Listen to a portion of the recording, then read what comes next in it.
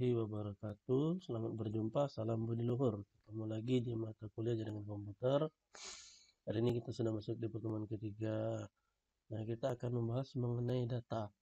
Jadi jaringan komputer itu sendiri sangat berkaitan dengan yang namanya data, komunikasi data, karena isi dari jaringan komputer sendiri itu mengenai pertukaran data atau paket switching istilahnya. Data sendiri merupakan sesuatu yang belum memiliki arti bagi penerimanya dan masih memerlukan adanya suatu pengolahan. Data bisa berupa suatu keadaan, gambar, suara, huruf, angka, matematika, bahasa, ataupun simbol-simbol lainnya. Yang fungsinya adalah untuk melihat lingkungan objek, kejadian, atau suatu konsep. Nah, dalam jaringan sendiri biasanya kita menggunakan jaringan untuk mengirimkan suatu data, bisa berupa teks atau huruf, bisa berupa gambar ataupun foto, bahkan bisa audio, di mana data tersebut ketika misalnya memiliki arti menjadi sebuah informasi. Tanpa adanya data, maka komunikasi itu tidak bisa terjadi atau berlangsung, karena data itu sendiri atau informasi itu sendiri merupakan salah satu syarat dari komunikasi. Selain adanya pengirim dan penerima, kemudian adanya media, lalu adanya data atau informasi tadi. Nah, penggabungan antara dunia komunikasi dan komputer adalah komunikasi umum. Komunikasi umum antar manusia, baik dengan bantuan alat maupun langsung. Jadi misalnya kalau kita teleponan, itu merupakan komunikasi umum menggunakan alat seperti smartphone. Komunikasi data antar komputer atau perangkat. Komunikasi data antar router, misalnya terjadi pertukaran tabel routing, jadi ada update tabel routing. Informasi tabel routing ini diupdate dari router tetangga, misalnya untuk menuju ke sebuah alamat IP tertentu. Misalnya switch sama router, jadi switch sama printer, switch sama PC, yang disebut dengan komunikasi data. Jadi dia antar perangkat digital. Telekomunikasi sebuah kegiatan yang berhubungan dengan penyaluran informasi dari satu titik ke titik yang lainnya. Sedangkan pengolahan data adalah segala kegiatan yang berhubungan dengan pengolahan data. Maksud pengolahan di sini adalah misalnya ada sebuah data diolah dengan cara menambahkan informasi-informasi atau data-data yang lain dengan cara digabungkan sehingga menjadi sebuah informasi yang lengkap. Komunikasi di mana informasi yang dikirimkan source adalah data. Jadi apabila dia memiliki arti, dia disebut dengan informasi. Nah, data ini ditransmisikan dalam bentuk digital, bilangan biner, bit 0 dan 1. Dan masing-masing data ini nanti memiliki format yang berbeda dengan data lainnya. Transmisi suara analog dapat juga dijadikan transmisi data jika informasi suara tersebut diubah atau dikodekan menjadi bentuk digital. Proses encoding dan decoding. Komponen dasar komunikasi data yang pertama adalah source atau sumber, menghasilkan data untuk ditransmisikan. Kemudian transmitter atau pengirim, orang yang mengirim atau bisa juga alat. Nah, jadi fungsinya adalah untuk mengkonversi data menjadi sinyal yang siap untuk ditransmisikan. Nah, sistem transmisi itu adalah media untuk membawa data, receiver itu adalah penerima, kemudian destination atau tujuan itu adalah orang yang menerima.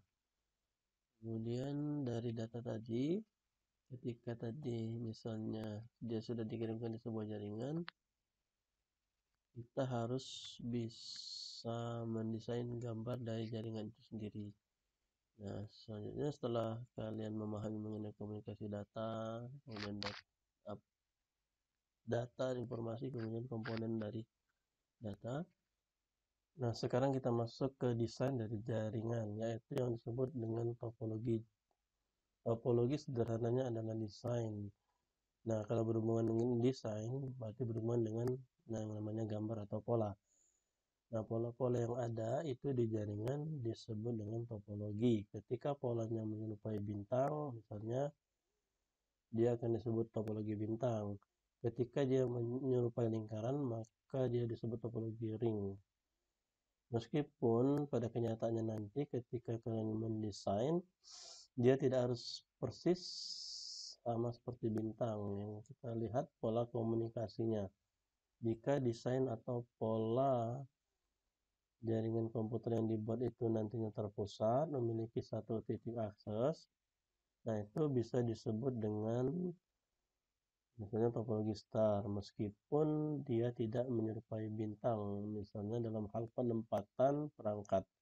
Jadi mentang-mentang sebagai topologi star, nanti di ruangan itu didesain meja-meja tempat perangkat tersebut atau rak-raknya nanti harus berbentuk bintang. Ya, tidak harus seperti itu. Intinya titik aksesnya nanti. Untuk lebih jelasnya kita akan masuk ke materi topologi jaringan komputer. Nah, topologi jaringan ini terbagi menjadi dua, topologi fisik dan topologi logik.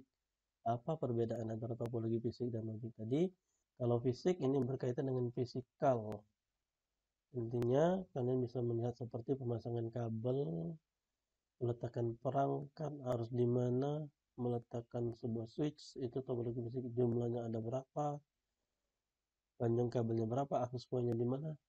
Nah, yang seperti itu disebut dengan topologi fisik. Sedangkan topologi logik atau logikal, yang namanya logik, dia tidak bisa kelihatan, tetapi nanti bisa menggambarkan bagaimana suatu media ini akan diakses oleh host, misalnya servis-servis tertentu. Kalau misalnya kita lihat sejarahnya dari tahun 40, kemudian tahun 50-an, karena kan proyek ARPANET itu sebenarnya di tahun 69. Tetapi desain dan konsep jaringan ini mulai berkembang dari 40-an, di mana orang-orang dulu tuh mulai berpikir bagaimana bisa berbagi data tanpa harus bertemu. Di mana pada tahun 1950-an itu sudah mulai diciptakan yang disebut TSS atau Time Sharing System. Kemudian tahun 70-an dikembangkan sistem yang dikenal dengan istilah distribution processing atau proses terdistribusi, di mana memungkinkan sebuah host bisa bekerja secara paralel dalam menyediakan data bagi workstation atau user, atau kita kenal dengan istilah klien. Lalu di tahun 80-an muncul konsep LAN, di mana salah satu konsep LAN itu adalah peer-to-peer LAN yang memungkinkan komunikasi terjadi seperti klien server. Nah, yang pertama kita lihat topologi fisik yang umum digunakan. Yang pertama adalah point to point atau titik ke titik, P2P. Disebut point to point karena dari satu device langsung menuju ke device tujuan di dalam jaringan. Nah, jaringan kerja ini menghubungkan dari satu titik ke titik lainnya. Ini salah satu yang paling sederhana. Kemudian yang keduanya adalah star network, topologi jaringan bintang. Nah, di sini kita lihat bukan berarti tempatnya ditempatkan sesuai dengan gambar hijau ini seperti itu. Tapi intinya adalah nanti apabila ada satu titik akses controller terpusat, itu disebut dengan jaringan bintang atau star network. Nah, di sini titik pusat ini adalah untuk mengatur atau manajemen dari sumber daya yang ada. Misalnya manajemen bandwidth, routing biasanya berupa router atau switch. Switch juga ada yang bisa di manageable. Kemudian kita lanjut topologi ring network atau jaringan cincin, bentuknya seperti ini, lingkaran. Jadi satu titik terhubung dengan dua titik lainnya. Nanti akan membentuk pola lingkaran. Walaupun dalam kenyataannya dia tidak persis berbentuk lingkaran. Misalnya dalam penerapan ring network ini satu perangkat memiliki setidaknya 2 akses atau 2 kartu jaringan. Nah, ring network ini biasanya menggunakan token ring untuk pengiriman datanya dalam kecepatan tinggi. Kelebihannya adalah ketika misalnya salah satu titik ini putus, ketika ring token itu memutar, dia bisa mencari jalur alternatif. Beda ya dengan yang seperti ini tadi. Misalnya titik akses di tengah ini routernya sebagai pusat kontrol sedang down, maka ke semua klien ini tidak bisa terhubung. Beda dengan yang seperti ring ini, dia masih bisa terhubung. Kemudian ada topologi tree, sama seperti pohon, dia ada tingkatannya, di mana kalau kita lihat di sini administrasi bagian sebelah kiri bisa jadi berbeda dengan yang sebelah kanan. Misalnya secara segmen jaringannya dirubah, secara administrasinya juga dirubah. Misalnya bagian HRD tidak boleh mengakses website A, bagian misalnya penjualan tidak bisa mengakses website B. Keduanya misalnya tidak bisa saling terhubung, tapi keduanya bisa terhubung dengan komputer yang sebagai titik akses ini. Jadi intinya adalah apabila dia adanya pengaturan yang bertingkat, pengaturannya berbeda antara satu jaringan dengan jaringan lainnya, maka dia disebut dengan tree network atau jaringan pohon. Kemudian ada bus network. Lihat di sini bus network ini terlihat penerapannya menggunakan kalau dulu kabel koaksial ya dengan konektor BMC atau T-nya. Nah, yang di tengah ini menjadi kabel backbone. Nanti dia akan terhubung dengan konektor T dihubungkan. Kekurangannya adalah karena dia menggunakan satu kabel backbone, nah, misalnya terjadi kerusakan di tengah-tengah sini, nah dia cuma bisa antar bagian ini, sini tidak bisa terhubung dengan bagian ini kalau ada bagian yang putus. Komunikasinya tentunya akan terganggu. Tapi kelebihannya adalah setiap komputernya dapat saling berkomunikasi dengan komputer lainnya atau perangkat lainnya dalam satu jaringan. Jadi kedudukan simpulnya ini atau titik end device-nya ini sama. Kemudian ada flag network atau jaringan kombinasi, ini gabungan kalau kita lihat antara star dan ring. Kenapa? Karena kalau kita lihat di sini selain dia terpusat, tapi masing-masing perangkat ini bisa saling terhubung juga. Jadi apabila titik pusatnya ini misalnya server di tengahnya dimati, jaringan LAN-nya atau antar device-nya tetap bisa jalan, sehingga tetap bisa berbagi informasi atau berbagi data atau berbagi sumber daya yang lainnya seperti printer. Nah, kemudian topologi mesh. Ini topologi yang kompleks menggambarkan bagaimana internet itu bekerja. Kalau misalnya kita lihat bagaimana internet itu bekerja yang menggunakan topologi mesh seperti ini, karena dia menggunakan banyak titik akses, sehingga bila salah satu jalur khusus dia bisa melalui jalur yang lainnya, sehingga tingkat availability-nya sangat-sangat terjaga. Tapi ini tidak akan berguna ketika diterapkan untuk skala jaringan LAN. Kenapa? Karena kalau ditanya bisa saja tinggal dibuat banyak saja berapa jumlah kartu jaringannya, tetapi sangat tidak efisien. Ini hanya untuk menggambarkan bagaimana jaringan LAN atau WAN terhubung ke internet. Lalu topologi logik sendiri, yang pertama ada topologi broadcast. Kalian zaman BlackBerry dulu pasti tentunya sudah familiar sekali dengan yang namanya broadcast, mengirimkan pesan dengan penerima yang banyak. Jadi mengirimkan pesan sekaligus kepada banyak penerima. Sederhananya, suatu host mengirimkan data kepada seluruh host lainnya pada media jaringan. Dengan topologi token passing ini, yang mengatur pengiriman data pada host.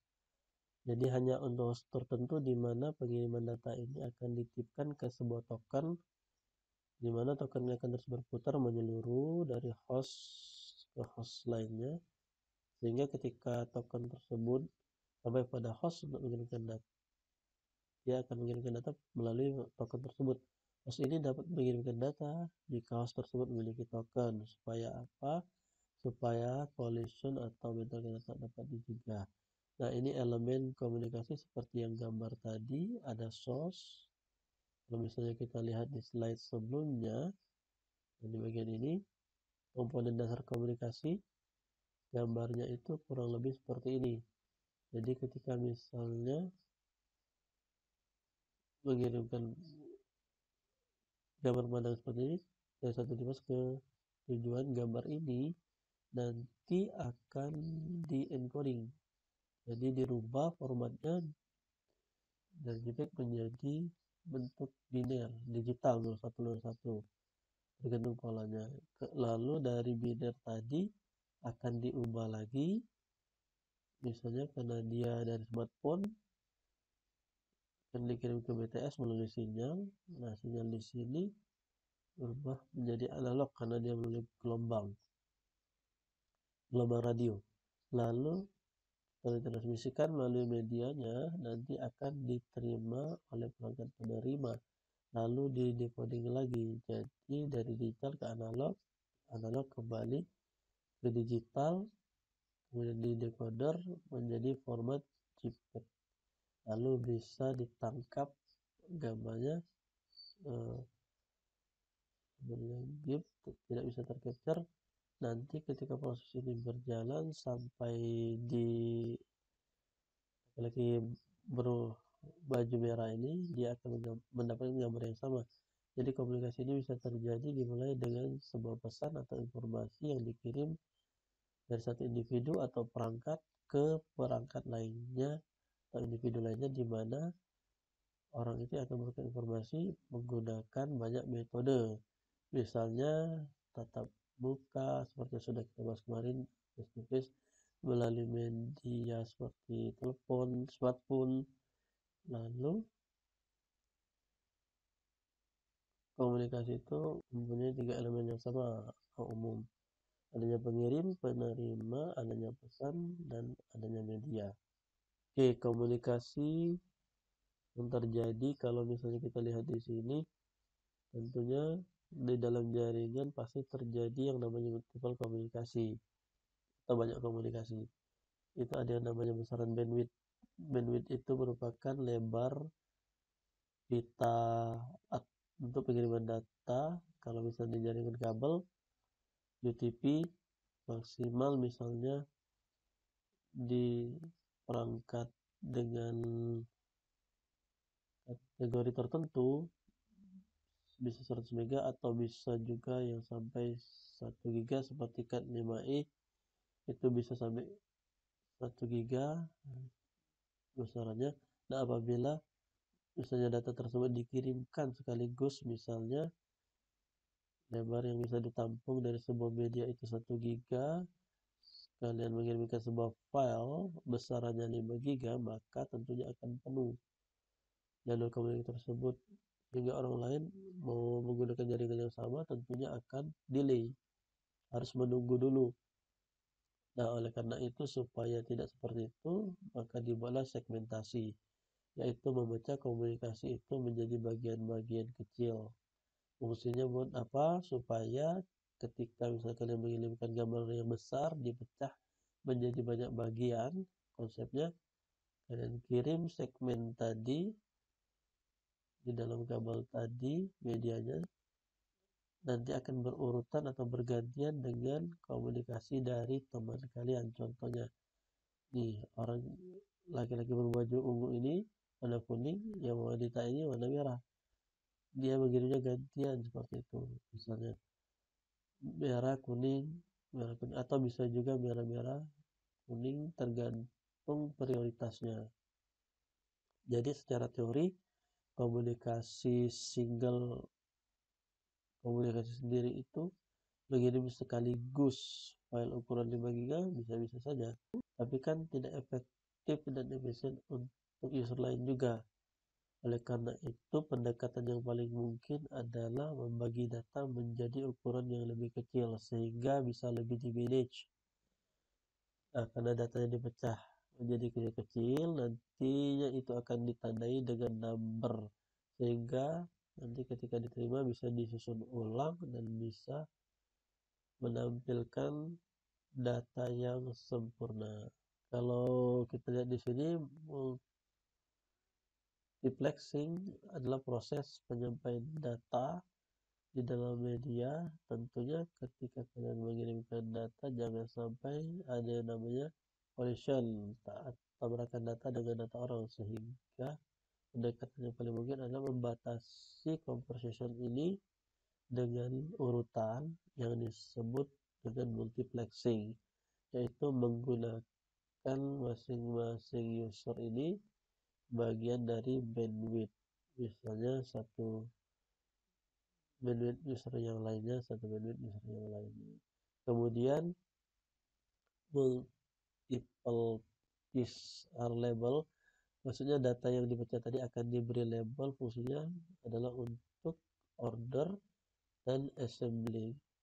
Jadi pengiriman dan penyusunan ulang ketika dia sudah sampai. Bayangkan kalau misalnya mendapatkan banyak potongan informasi tetapi tidak di label, bagaimana cara menyusunnya? Membutuhkan waktu yang lama. Ketika disusun pun belum tentu nanti bisa seperti yang awal ketika sebelum dikirimkan. Seperti itu. Bayangkan prosesnya ini ketika kita harus mengirimkan misalnya 100 lembar atau halaman surat, tetapi masing-masing surat ini kita lihat diterangkan di sini harus memiliki satu halaman. Nah, prosesnya ini akan tentu lama.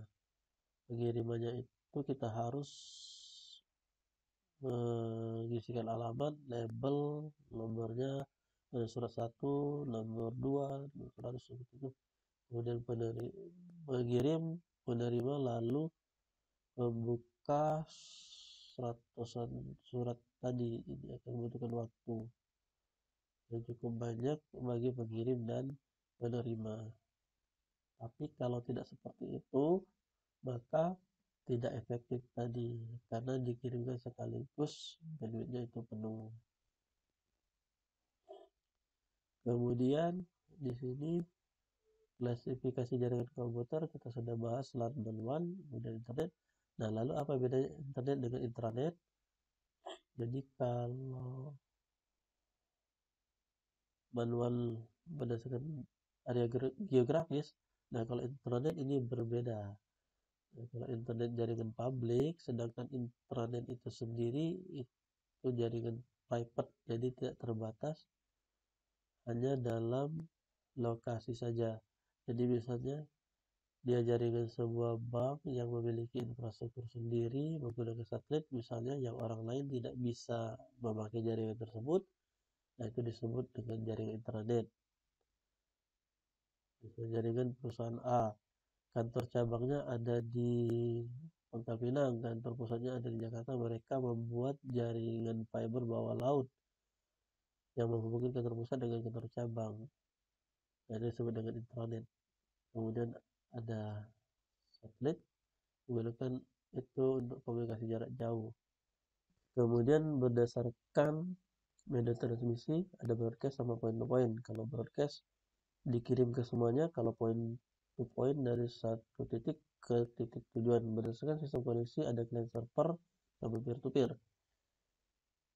Nah, kalau client server ini sudah jelas siapa yang jadi klien, siapa yang jadi server.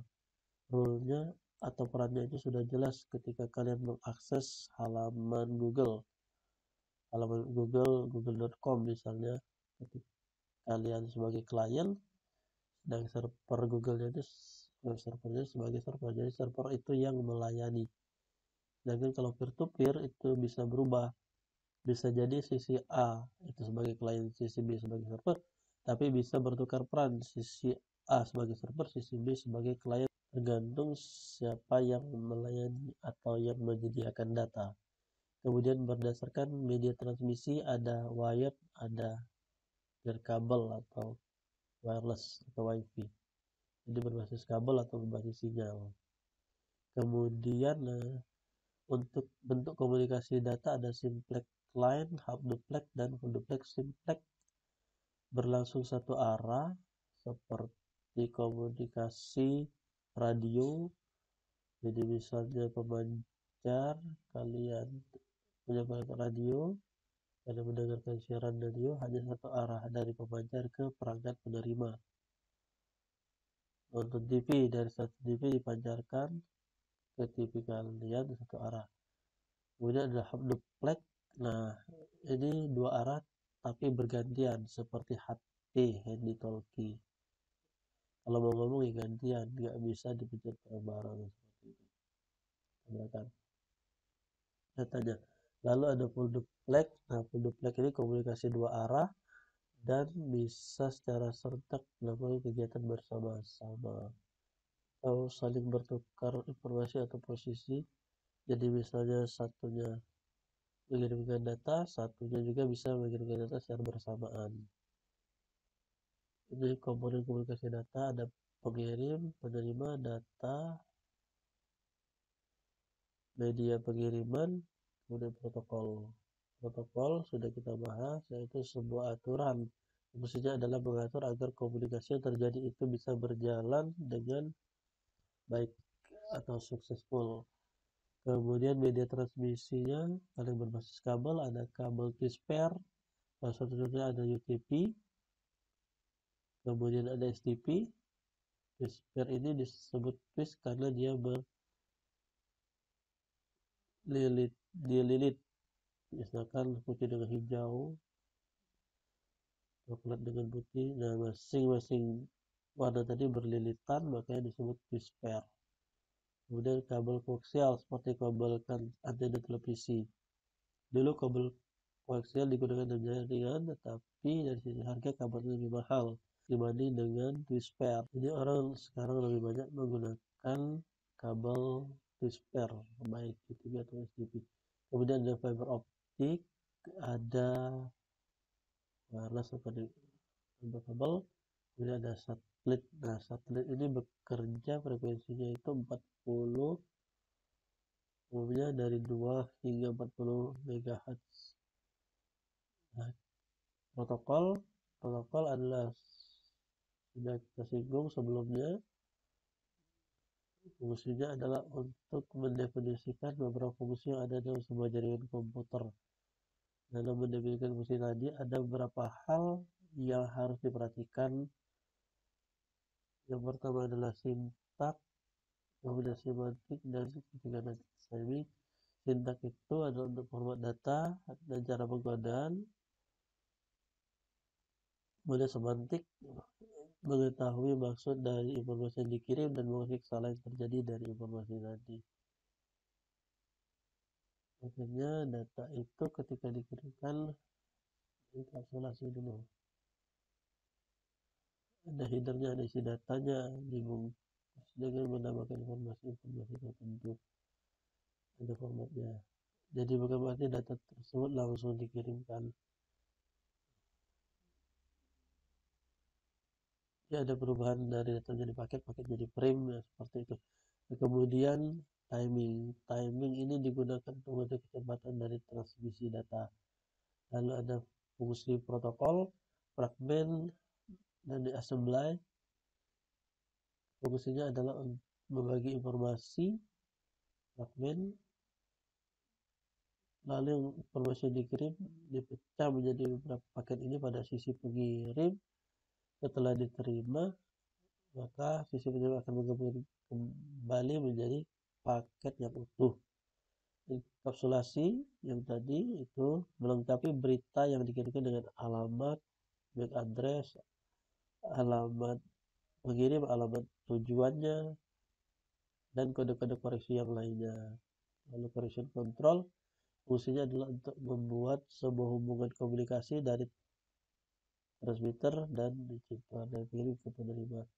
Jadi ada handshake-nya, baik itu memulai dengan pakai sinkronasi atau pakai pin atau RST untuk mengakhiri hubungan. Lalu ada flow control untuk mengatur perjalanan data dari transmitter ke receiver. Udah ada error control karena jaringan trafiknya padat, pasti ada saja yang error.